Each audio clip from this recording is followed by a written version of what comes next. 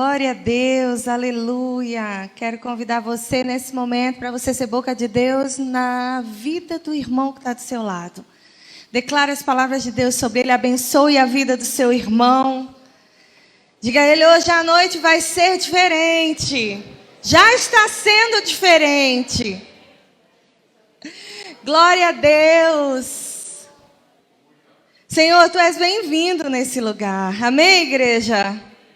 Só para a gente terminar, nesse momento gostoso, você pode declarar junto com seu irmão aí uma oração por ele? Você pode abençoar a vida dele orando por ele nesse momento? Aleluia. Glória a Deus. Aleluia, Senhor. Teu nome é poderoso. Tu és engrandecido nessa casa. Tu és o dono das nossas vidas e dessa casa. Espírito Santo, se manifesta entre nós através dos dons e capacitações que o Senhor derramou sobre nós. O teu povo pede, recebe, Senhor, que vem de ti. Abre os céus nessa casa, em nome de Jesus. Abre os céus nessa casa, em nome de Jesus. Amém. Glória a Deus. Gente, um dos meus devocionais da semana, não dessa semana, mas de uma semana dessa daí que passou, eu tenho feito devocional no livro de Gênesis. E eu me deparei com uma coisa muito, muito interessante e muito comum que acontece na nossa vida. Sabe o que é?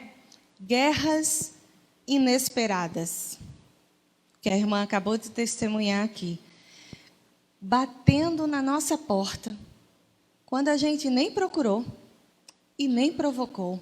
Quantas guerras inesperadas não já passaram na nossa vida? Guerras emocionais, guerras financeiras, guerras familiares, relacionais.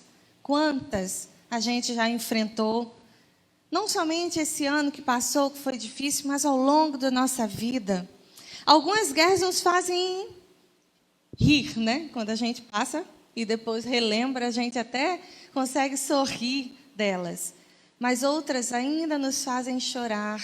E todas as vezes que a gente lembra, a gente ainda chora, né, com elas. Quando essa pandemia começou, eu sei que pegou muita gente de surpresa. Muita gente. Não é? Assim como a maioria de nós, quase ninguém se prepara para o inesperado. Exatamente porque o inesperado não é esperado por ninguém. Portanto, ele não é planejado, ele não é pensado. Não é verdade? A gente nem está querendo que isso aconteça. A gente nem considera a possibilidade. Eu não sei quanto a você, mas desde 2019 eu levo susto. Olha, eu levei tanto do susto desde 2019 que estar viva aqui é uma coisa muito boa. Susto com o quê, gente? Com a inesperada falta de combustível. Você se assustou? Quantos de nós aqui ficamos em filas e mais filas, esperando abastecer o carro, hein? Greve dos caminhoneiros, quem lembra?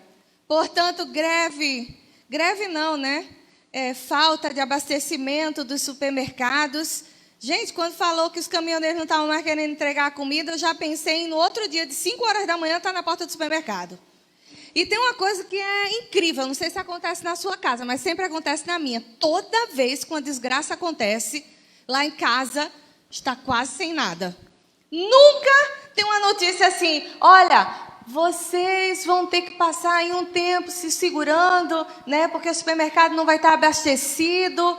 Ah, não, mas eu estou tranquila, porque eu fiz a feira lá de casa do mês inteiro. Não, nunca é assim, não sei na sua casa. Mas na minha quase nunca tem nada. Greve do supermercado. Eu parei e pensei, meu Deus, o que eu vou fazer? Não tem comida. Eu tenho que sair correndo para o supermercado. Aí lá vai eu desesperada falar com o Nilmar. E Nilmar é sempre tão calmo, né, irmãos?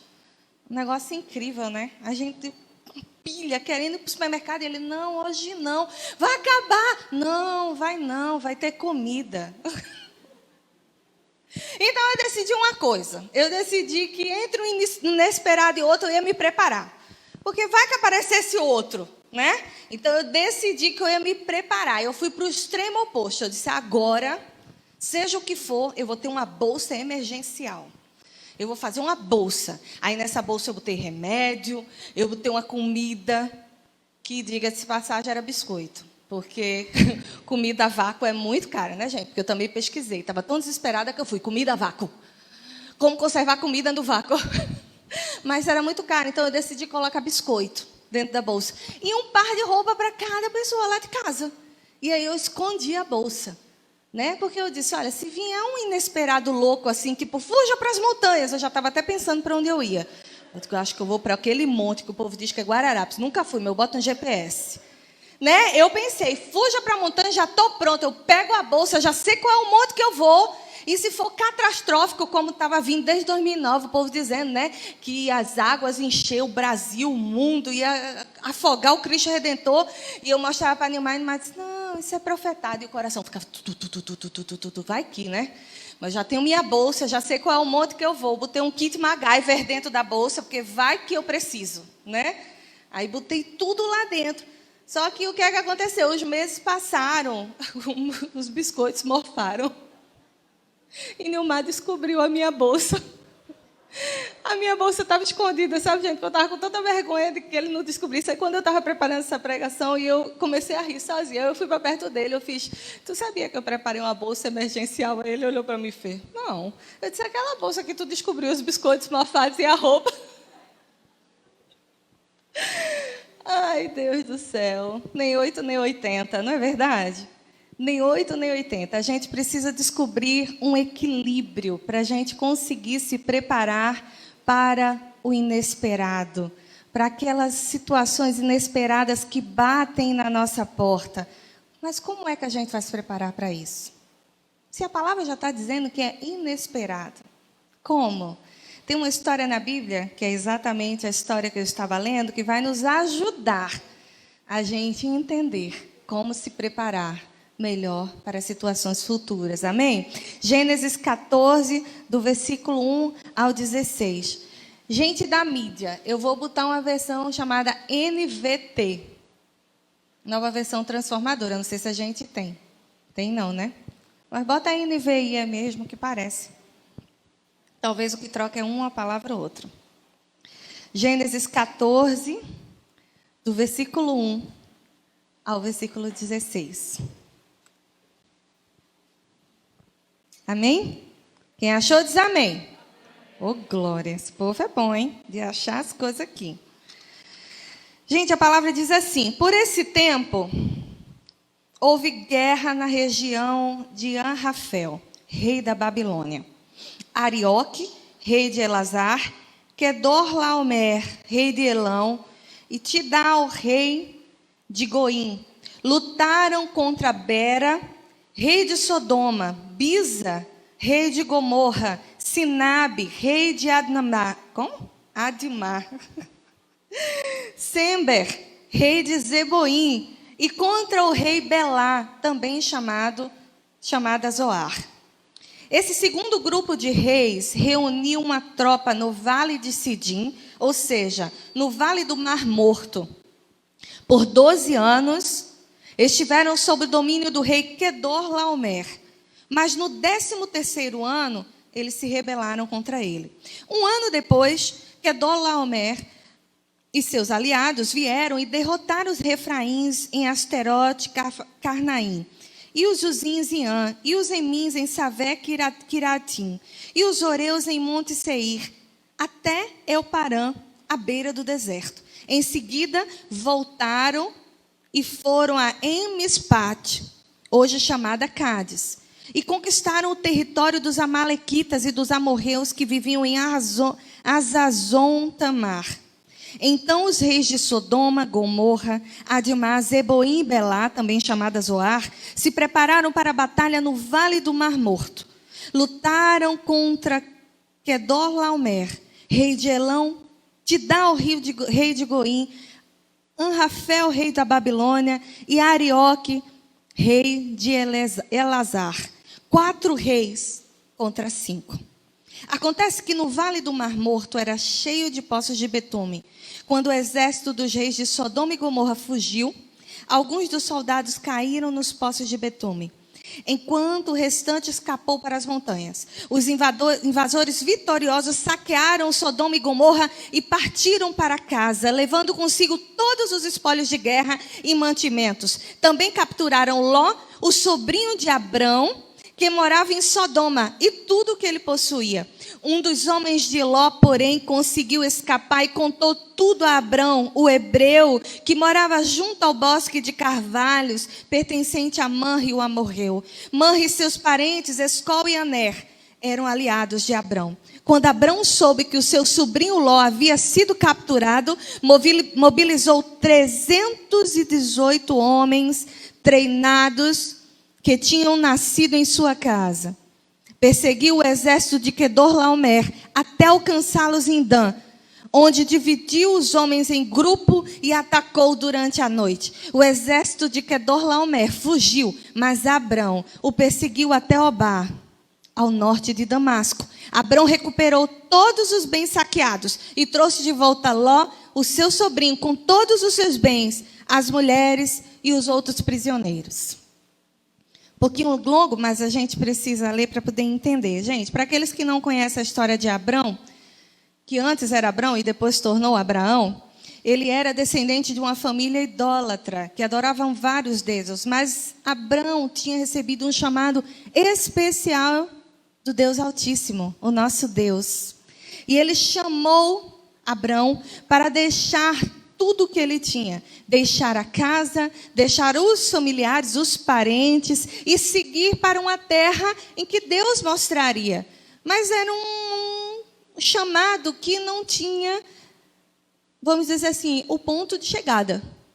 Deus iria mostrar, mas ainda não tinha mostrado. Então era um chamado de fé. Abrão só podia ir se ele cresce em Deus. E Abrão foi, não só com ele não só foi sozinho, mas ele levou Sarai, a sua esposa, seus bens, seus funcionários, e decidiu levar Ló, o seu sobrinho. A história até aqui, no capítulo 14 de Gênesis, que acabamos de ler, foi recheada de quê? Foi recheada de muitas promessas, foi recheada de muitas revelações de Deus, da parte de Deus para Abrão, né? E de muitas dificuldades e desafios também. Nada foi fácil. No capítulo 14, que a gente acabou de ler, Abrão chega a essa região que a gente leu, né? E nessa região, parece que é a região indicada por Deus para ele se estabelecer. Lembra que eu falei? Ele disse, vem Abrão, vou te mostrar uma terra para você se estabelecer. E aí lá, parece que nessa região, era a região que Deus estava indicando para ele. Só que, quando a gente chega no capítulo 14, Abrão já tinha enriquecido muito junto com Ló. E tinha aumentado os seus rebanhos, e já estava dando confusão entre eles e entre os funcionários deles, para administrar todos aqueles bens, dividindo o mesmo espaço. E aí o que é que acontece? Abrão decide dar a Ló a oportunidade de escolher uma parte. Ele decide se separar de Ló para evitar esses problemas entre os funcionários, né? Entre eles, e diz assim a Ló, escolhe a sua parte. A parte que você escolher, eu vou para o lado oposto. E Ló, diz a Bíblia, que olhou toda aquela região, e ao olhar, ele vê uma região, uma parte dessa região muito fértil. E ele decide escolher aquela parte. Então, Abrão foi para o lado oposto. Só que Ló não tinha considerado uma coisa muito importante. A parte que ele estava escolhendo, apesar de ser muito fértil, era uma parte que pertencia ao domínio de Gomorra. Lembra que a gente estava lendo aqui no capítulo 14, o rei de Gomorra? Pois é. E Gomorra era uma das cidades mais perversas e mais pecaminosas da terra naquele momento. Mas Ló escolheu morar lá. E ele não só escolheu, como ele foi, estendeu todas as suas tendas, diz a palavra, até Gomorra. E antes da gente começar a falar sobre, como eu falei, se preparar para o inesperado, eu quero deixar uma dica aqui. Não devemos tomar decisões por aquilo que a gente vê somente. A Bíblia diz que Ló olhou, mas Ló não orou. E sabe o que é que acontece quando você toma decisão pelo que você vê e você não apresenta a Deus antes de tomar essa decisão? Você pode receber guerras inesperadas batendo na sua porta. O problema é que essas guerras nem sempre só atingem você. Atingem aquelas pessoas que estão com você, que não tem nada a ver com isso, como foi o caso de Abrão.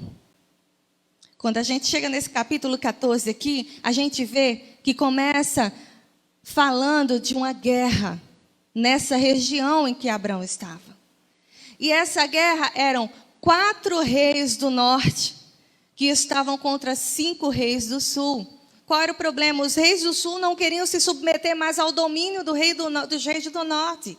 Eles estavam pagando tributos, eles não queriam mais. Já há 12 anos, quase 14 anos, eles estavam fazendo isso e eles não queriam mais.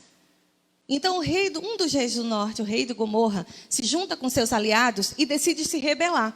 Então, os reis do norte dizem, não, se rebelar não. A gente vai impor o nosso domínio e esse domínio vai continuar. Então, é isso que a gente acabou de ler. Eles começam a vir, né? Os reis do norte, representados pelo rei Quedorlaomer, eles vêm dominando toda aquela região de cima para baixo, gente. E ele vai dominando cada cidade que está ali, dentre as quais está quem? Gomorra, que era exatamente o ponto-alvo dele. E quando ele chega em Gomorra, ele domina absolutamente tudo. Então ele toma os bens, ele toma os mantimentos e ele pega as mulheres e ele escraviza os homens. Só que dentre esses homens, quem está lá? Quem é que escolheu ir morar perto de Gomorra? Ló. E aí começa uma guerra. Uma guerra que Abrão nem imaginava, mas que foi bater na porta dele. Dentre essa dominação, um dos funcionários de Ló fogem. Deus, né? Olha como Deus é incrível. Foge. E para onde ele vai parar? Ele vai parar na porta de Abrão. Para contar exatamente o que tinha acontecido e dizer que Ló tinha sido capturado. É exatamente aí que essa guerra que Abrão não provocou, Abrão não pediu, Abrão não contribuiu para isso, agora ele tinha que enfrentar. Quantas vezes a gente não já passou por isso? Levante sua mão aí, só para a gente ir. Guerras que outras pessoas arranjaram e nós tivemos que comprar. Pois é, hoje nós vamos estudar aqui juntos, vamos entender como foi que Abrão resolveu isso. Porque, meus irmãos, essa guerra era inesperada, mas Abrão não estava despreparado.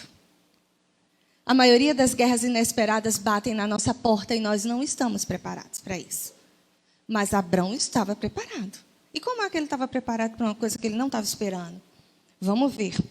Aqui a primeira lição de como se preparar para o inesperado está aqui. Abrão estava preparado porque se preparou em tempos de paz. Vamos só repetir isso junto?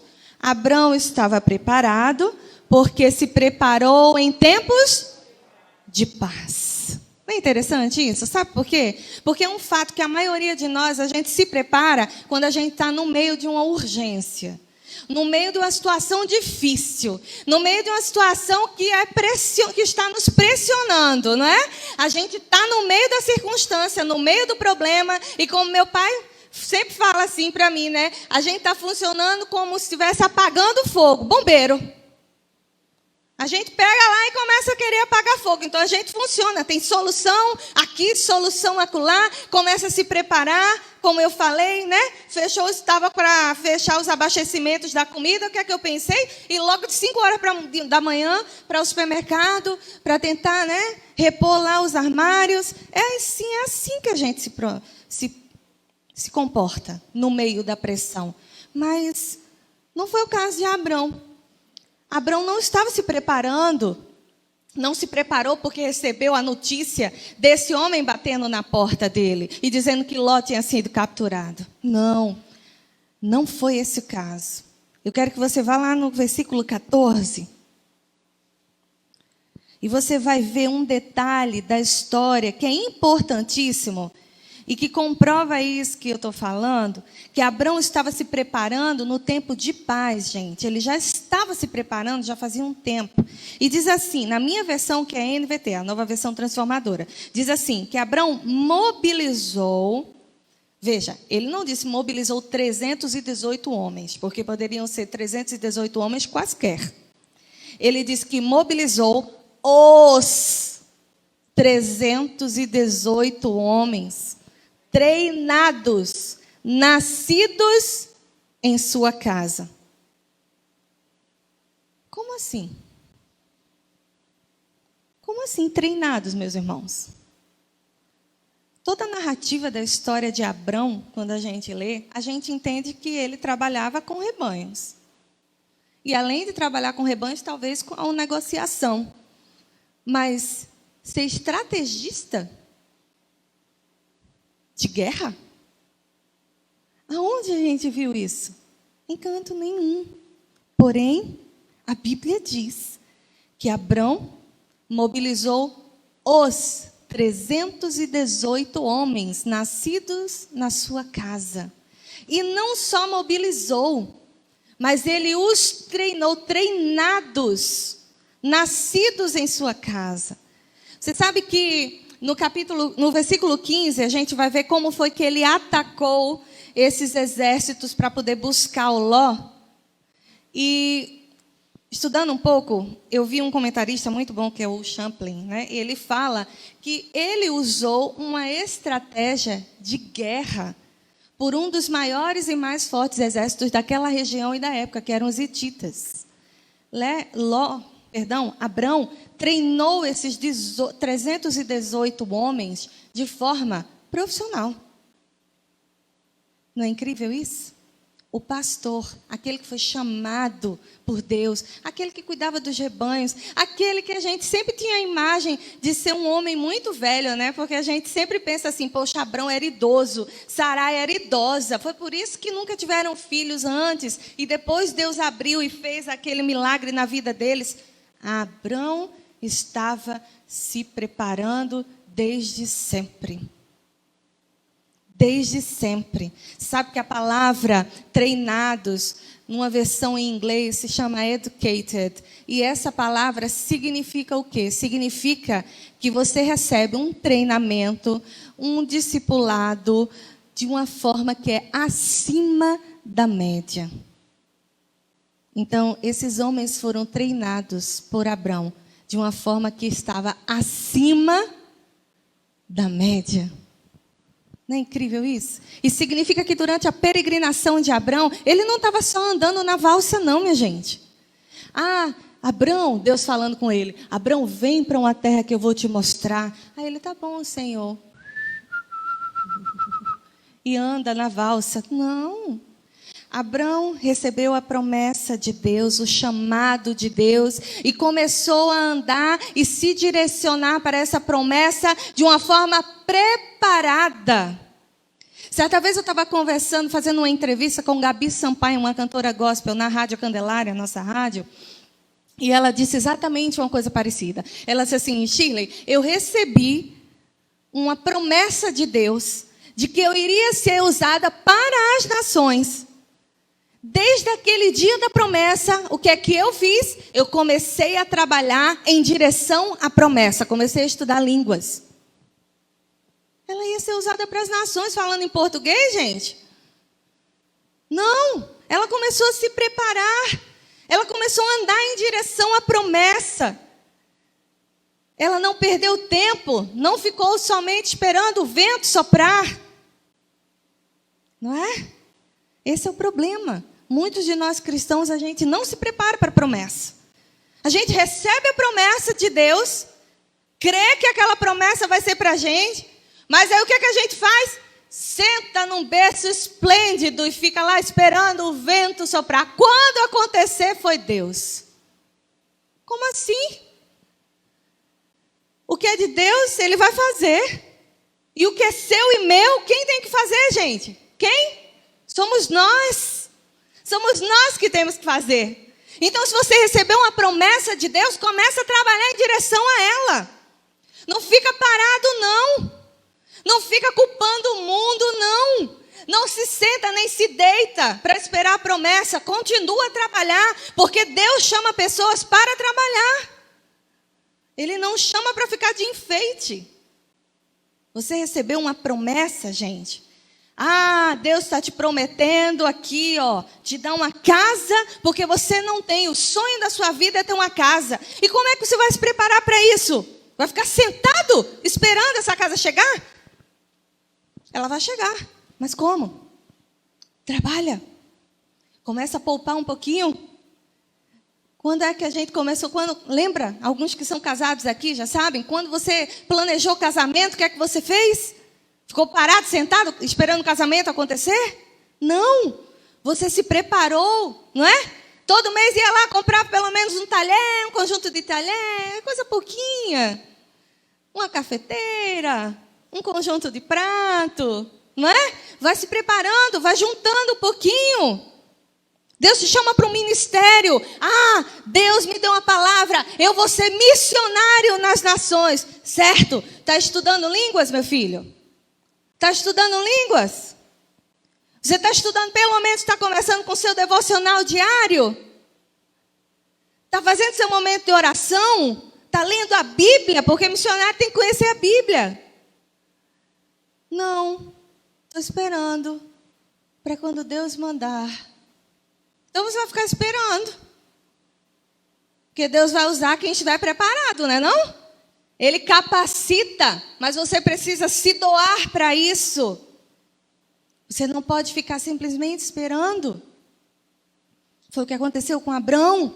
Deus disse, sai da tua casa, deixa teus parentes e vai para uma terra que eu te mostrarei, porque essa terra eu vou entregar para os teus descendentes, e eles serão tão inúmeros que você não vai poder contar. Aí o que Abrão fez? Está certo, eu tenho que sair do meu lugar, eu tenho que ir para alguma outra terra, eu vou peregrinar. Provavelmente ele pensou, eu tenho que me preparar, eu vou enfrentar muitos povos, talvez eu enfrente guerras, eu tenho que ter homens comigo.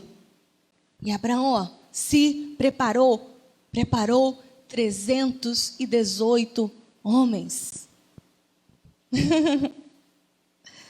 A gente nunca para pensar nesses detalhes, né? Mas é isso que eu acho massa na Bíblia. Quando a gente começa a ler e pede a Deus que comece a abrir o coração da gente, Ele vai revelando coisas que a gente não tinha enxergado, mas que estavam ali o tempo todo. Segunda lição que Abrão nos dá para se preparar para o inesperado. Abrão estava preparado mesmo enfrentando uma desgraça pessoal. Veja, se você for parar para dar uma lida na história de Abrão, lá do capítulo 11, né, mais ou menos, que é quando fala da genealogia dele, até eu acredito que o 19, um pouco mais, você vai ver que nenhuma dificuldade pessoal de Abrão, ou a nível familiar, impediu ele de se preparar, de seguir em direção à promessa.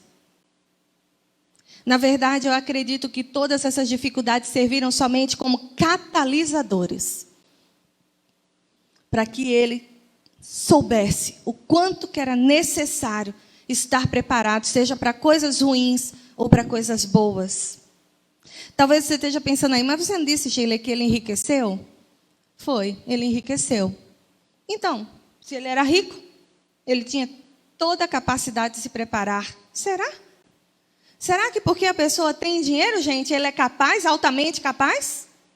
Será que riqueza é sinônimo de proteção e de blindagem? Será?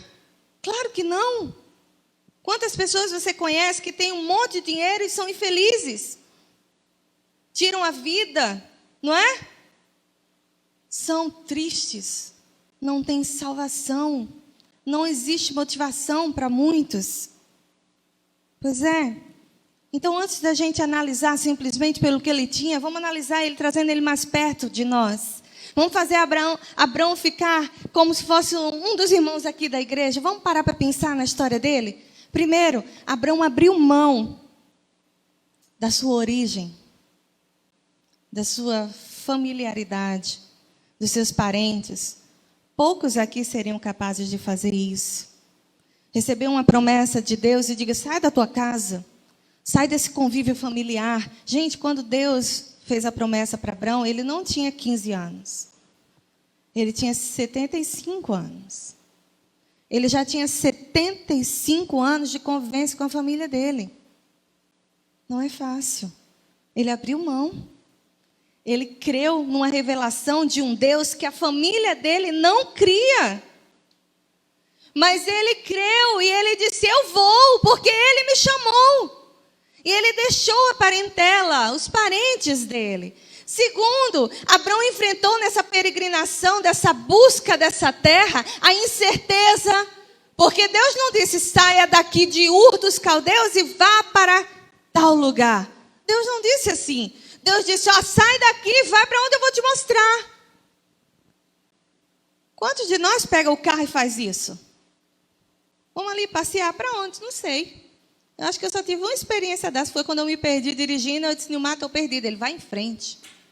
Vai em frente que a gente chega. Eu disse, mas a gente pode parar em outro estado. Ele, tem nada não, a gente chega em algum lugar. Mas ninguém faz isso, gente. Quem sai do lugar sem um rumo, sem um objetivo de chegada? Abraão fez. Ele fez. Ele teve coragem para fazer. Mas não foi fácil. Porque ele enfrentou fome. Ele enfrentou seca. Porque a Bíblia narra. Ele enfrentou 2 reis que queriam tomar a mulher dele. 2 reis poderosos com exércitos. E aí a gente às vezes para ficar pensando, né? Abraão naquela hora teve medo. Diz que Sara, medo desses reis tomarem Sara, e disse que ela era irmã. Eu queria ver eu e você no meio. Reis poderosíssimos, com exército dizendo, eu quero ela. A gente podia até tentar morrer, mas era só isso que a gente ia tentar fazer, né, gente? Tentar morrer. Porque contra um rei naquela época ninguém dizia não. Abraão enfrentou isso. Será que é fácil? Só a ideia de perder quem a gente ama já é difícil. Você imagine perder e ficar vendo essa pessoa que se perdeu. Era o que ele estava passando. Será que Abraão estava tão capaz assim? Era tão... Não, gente, ele era humano como a gente. Ele era um homem que ele não tinha um lugar para dizer que era dele. Ele não tinha casa própria. Quantos aqui já passaram pelo suplício de morar de aluguel? Levanta aí a mão e ainda moram. O quanto é difícil. Você paga e nunca é seu. Só que no caso dele, ele não tinha nem o que pagar. Casa não tem lugar. Ele enfrentou isso. Agora, de todas as desgraças, né, infortúnios que Abraão passou, deixa eu te dizer uma coisa. A pior era ter que carregar o nome dele. Na minha opinião. Sabe por quê? Porque o nome dele mais parecia uma piada no meio da casa dele. No meio desses servos, funcionários, de todo mundo que estava com ele. Você sabe o que significa Abrão? Significa pai enaltecido. 75 anos, nenhum filho. Mulher estéril. Pai enaltecido? É como se hoje o seu pai ou sua mãe tivesse colocado seu nome assim, fracassado. Fracassada. E você, todas as vezes que se apresentasse, a professora da escola, o seu chefe do trabalho, na faculdade, qual é o seu nome? Fracassado. Mais ou menos assim. Para mim, essa era a desgraça maior que Abraão teve que enfrentar. Fora disso, o nome também dele dava a ideia de aquele que faz a unidade, aquele que une. Como? Ele não foi capaz de gerenciar a unidade da casa dele. Ele teve que se separar do sobrinho Ló, lembra que eu acabei de contar? Porque ele era incapaz de gerenciar a unidade dentro dessa família dele. Você acha que Abraão estava se sentindo como? Capaz. Será? Maravilhoso. Será? Não. Abraão tinha muitas coisas que poderiam enfraquecer a caminhada dele, a preparação dele.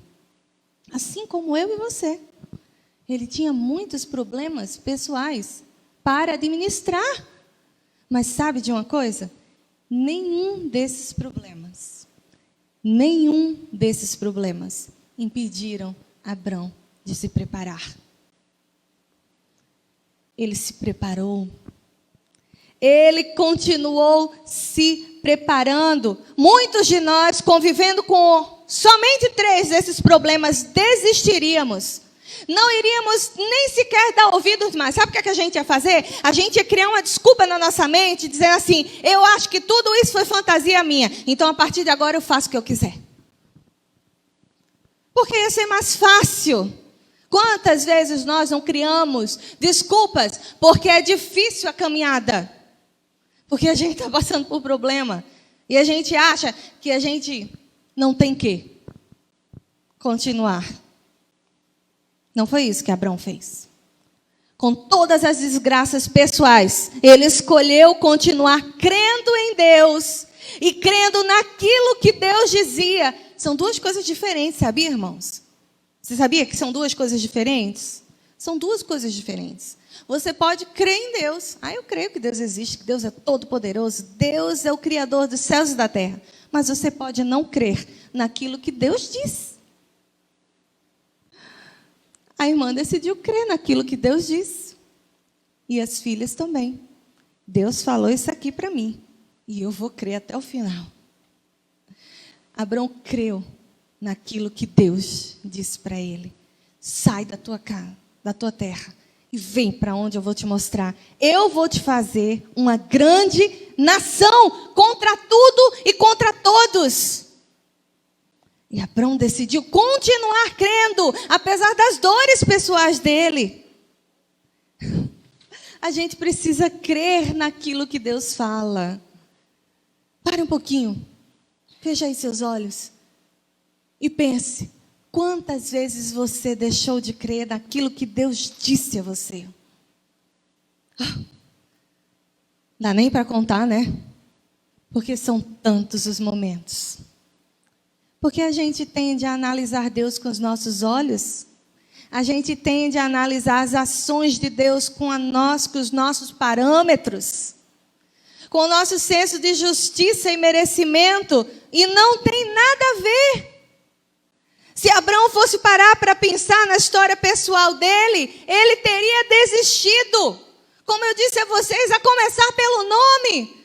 Quando ele imaginasse, começasse a racionalizar sobre isso, de alguém que se apresentou para ele e disse: eu sou Deus, eu sou Deus, vamos para uma casa, uma terra que eu vou te mostrar, eu vou te fazer uma grande nação. Primeira coisa que, se ele fosse racionalizar, ele iria perguntar: ei, como assim? Minha mulher é estéril, eu não tenho nenhum filho, como eu vou ser grande nação? Mas ele decidiu crer. Crer é acreditar naquilo que você não vê, mas o seu coração espera. E eu creio naquilo que eu não vejo, mas o meu coração espera. A gente tem que ser assim, irmãos. Meus olhos podem não ver aquilo que eu estou crendo, mas eu vou continuar crendo, porque crer não vai me fazer mal.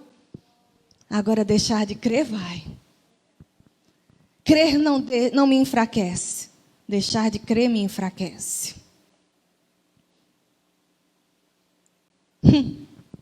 Não é?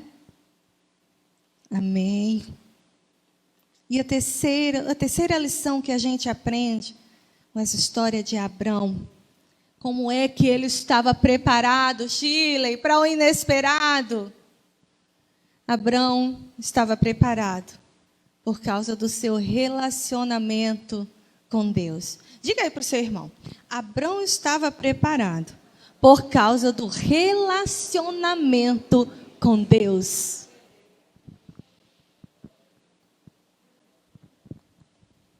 Por causa do seu relacionamento com quem, gente? Não era com a esposa, não? Não era com a família, não? Não era porque ele estava bem no trabalho dele, não? Não é porque ele ganhou muito dinheiro no bolso, não. Não. É porque ele tinha relacionamento com Deus. Abraão foi considerado anos depois como amigo. Termina aí, ele era o quê? Amigo de Deus.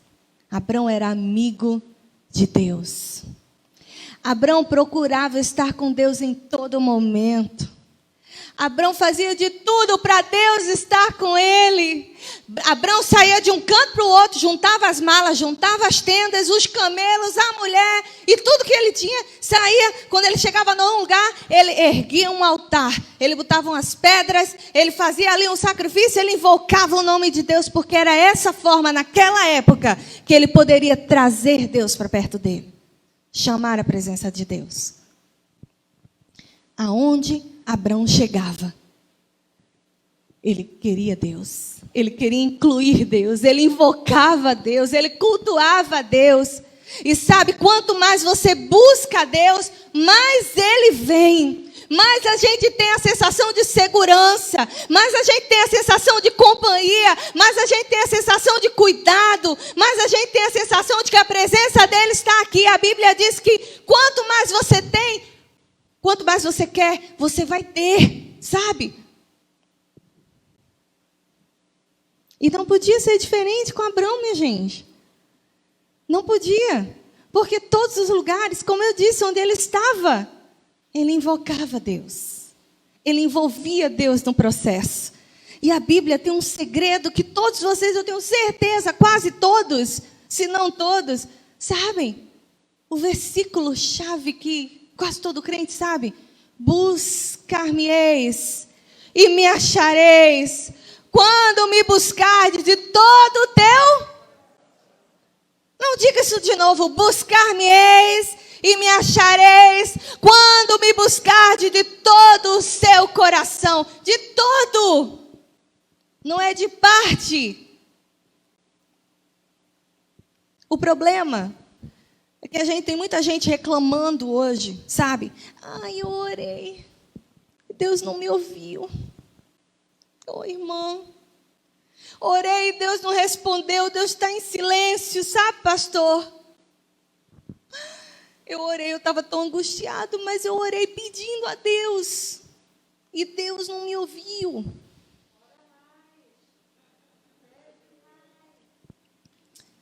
Mas sabe de uma coisa? A gente não pode buscar a Deus somente porque a gente precisa de coisas. Para satisfazer as nossas supostas necessidades, angústias e desesperos. Eu estou desesperado com isso. Deus me ouve!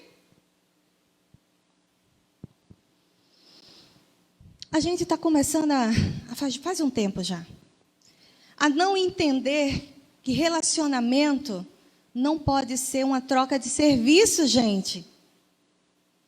Pelo amor de Deus! Não pode ser uma troca de serviços. Eu te dou aqui, você me dá lá. Relacionamento com Deus não é isso. Deus, a gente não pode reduzir Deus a um gênio da lâmpada. Você gosta de ser reduzido a gênio da lâmpada? Será que você gosta? O que acontece com você quando uma pessoa que está se relacionando com você só sabe pedir? E nunca dar, e nunca se sacrificar, e não entender o que é sacrifício em amor. O que é isso que a gente está estabelecendo nessa nova geração?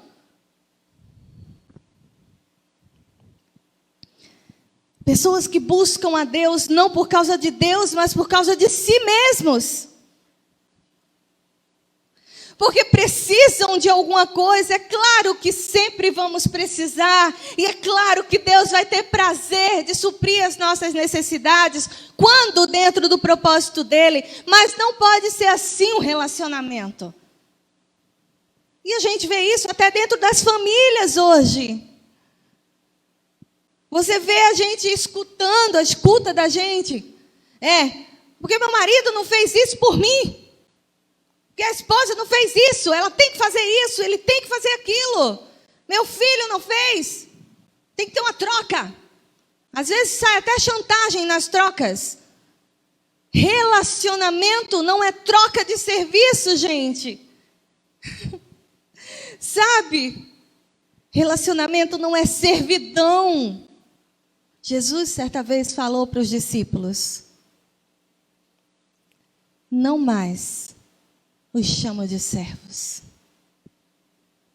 mas os chamo de amigos. Diga para o seu irmão: você é amigo de Deus. Deus não é seu servo. E nem Ele quer você como servo. Porque se Ele quisesse servos, Ele não criaria um ser humano. Ele criou o ser humano para se relacionar com Ele. Então você não pode reduzir a Deus a um gênio da lâmpada. Está doendo? Ah, Deus não me ouviu. Já parou para pensar que Ele não fez porque Ele lhe ama? Já parou para pensar que é o melhor para você e para mim? Gília, você está falando isso porque você não tem nada o que pedir. Será? Vou fazer a mesma pergunta que eu fiz em relação a Abraão. Será? Será? Que em 40 anos de existência eu não tenho o que pedir a Deus? E será que eu fui ouvida em tudo?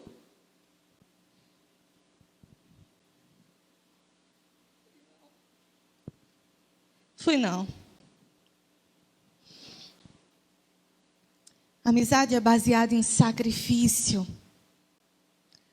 Amizade é baseada em amor, em entrega de verdade, sabe?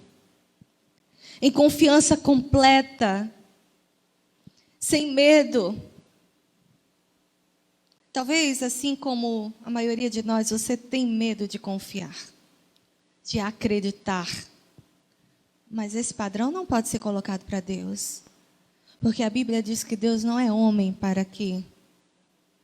E nem filho do homem para que se arrependa.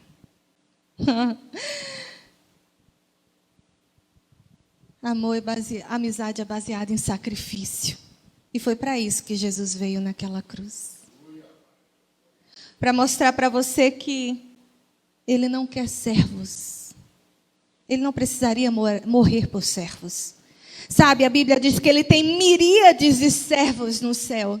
Muito mais poderosos do que você e eu. Muito mais dignos do que eu e você. Muito mais íntegros do que eu e você. Mas Ele escolheu vir morrer na cruz por nós. Porque nós não somos servos. Nós somos filhos. Era para ser filho. Era para ser amigo.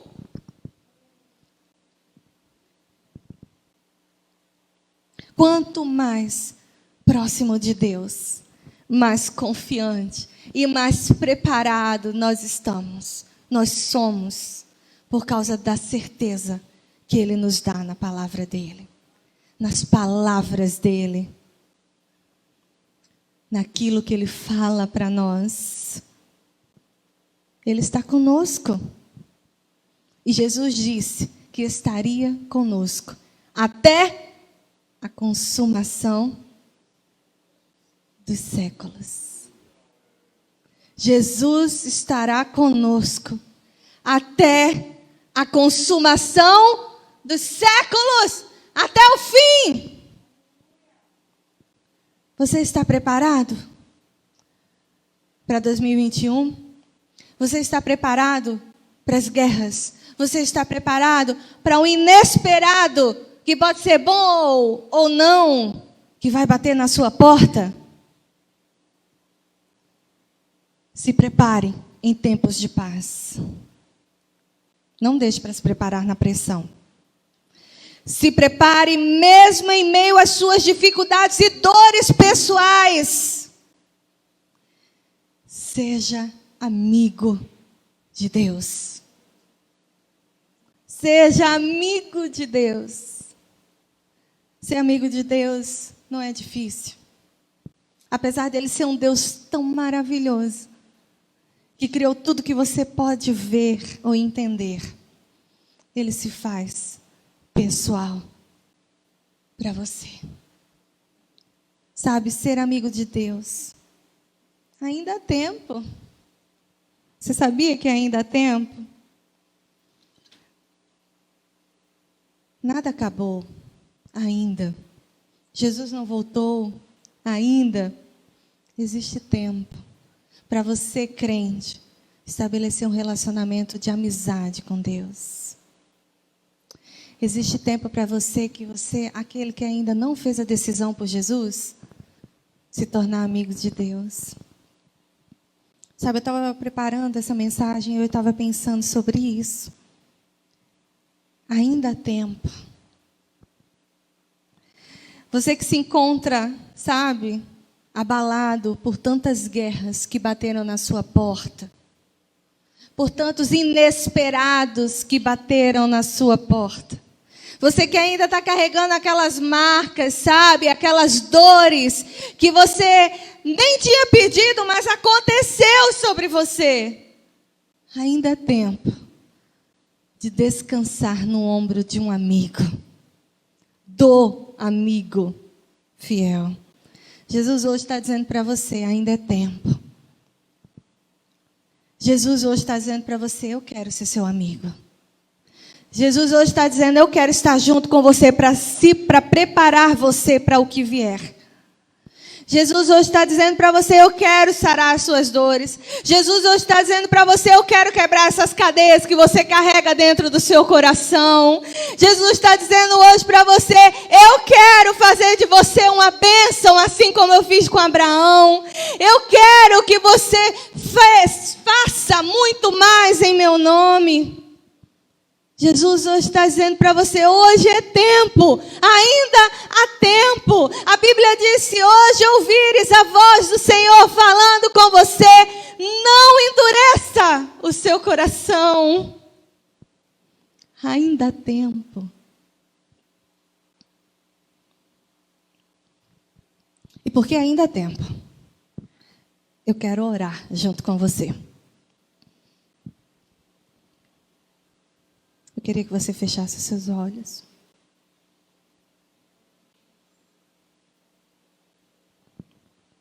Se desligue de tudo. Talvez você seja um cristão que está se sentindo tão fraco. Sabe? Que se esqueceu que Jesus veio naquela cruz para fazer você filho e amigo. Talvez você não esteja vivendo um relacionamento de amigo com Deus. Jesus hoje diz para você, ainda há tempo. Ainda há tempo, meu filho. Ainda há tempo, minha filha. Ainda há tempo.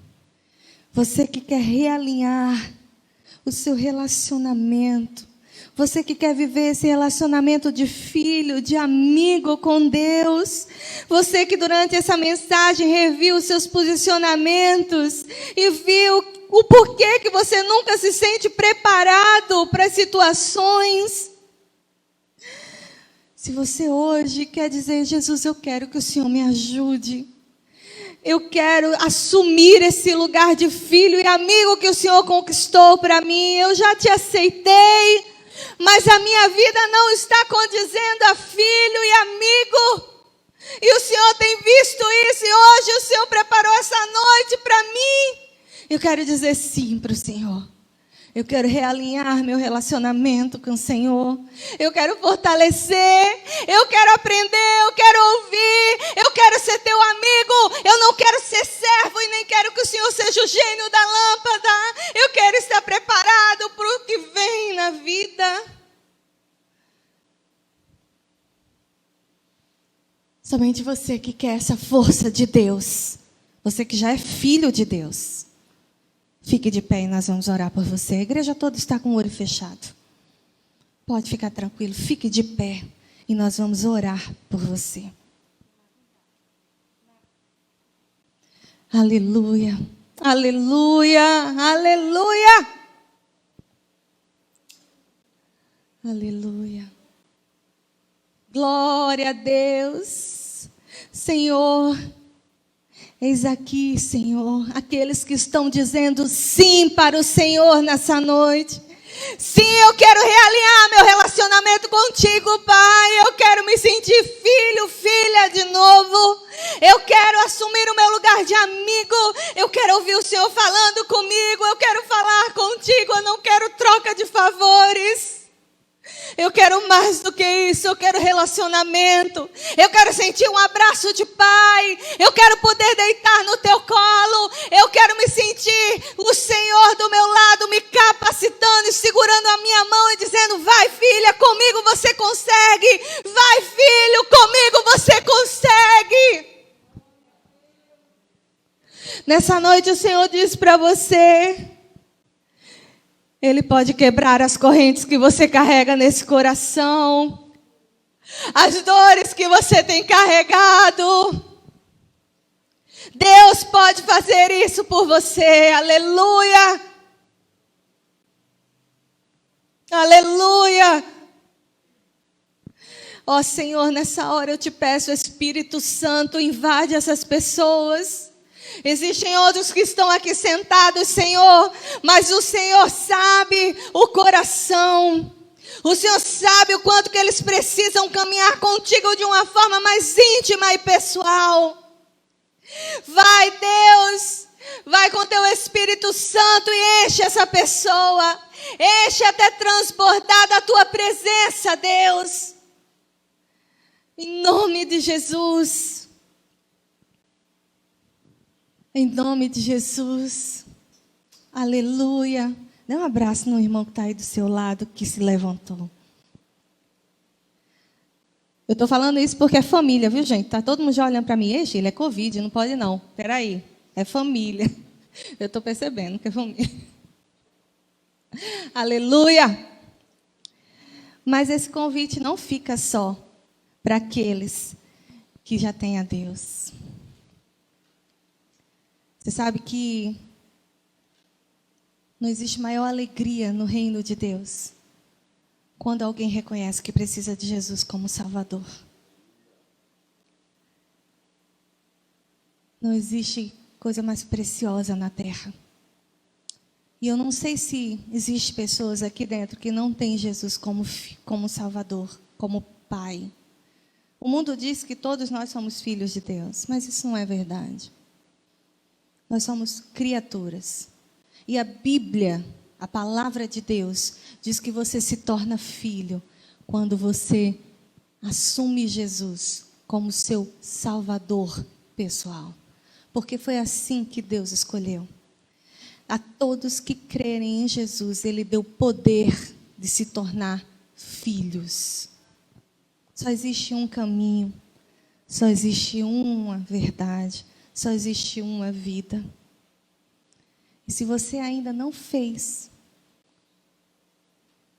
hoje é tempo.